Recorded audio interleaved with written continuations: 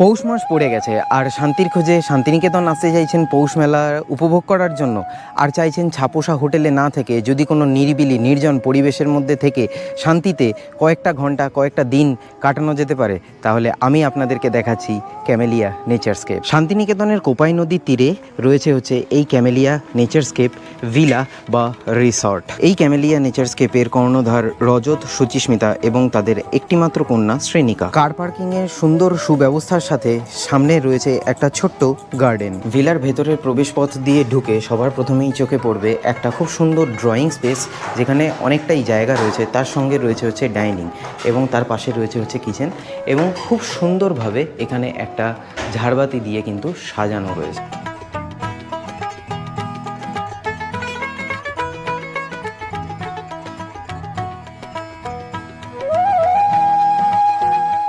সিঁড়ি দিয়ে ওপরে উঠেই এখানে পড়বে একটা ব্যালকনি। এই ব্যালকনির মধ্যে রয়েছে একটা দোলনা এবং চারিদিকে রয়েছে অনেকগুলো গাছ। রুম কিন্তু ভীষণ পরিমাণে পরিষ্কার এবং ভীষণ অ্যাস্থেটিক্যালি সাজানো।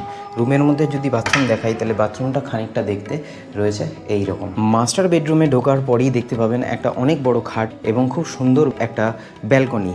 এটা কিন্তু সাউথের পোর্শন, যার জন্য ঘরে রোদ, আলো, হাওয়া, বাতাস কিন্তু খেলছে।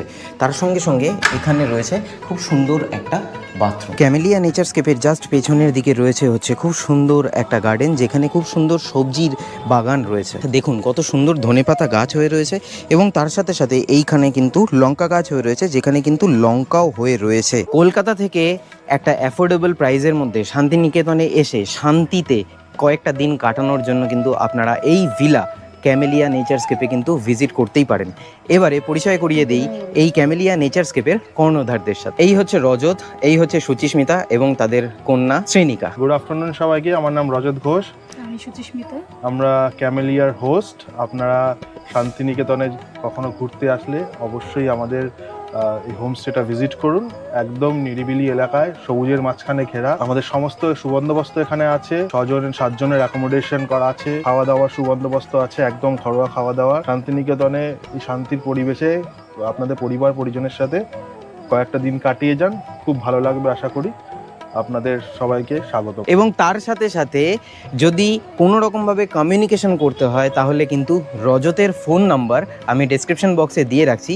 এখানকার প্রাইস, সমস্ত কিছু ডিটেলস ওভার টেলিফোন কিন্তু রজতের থেকে ইনফরমেশন পেয়ে যাবেন আপনারা। তো আর বেশি দেরি না করে চটপট বুকিং করে নিন। তোমরা সবাই আমাদের বাড়িতে আসো।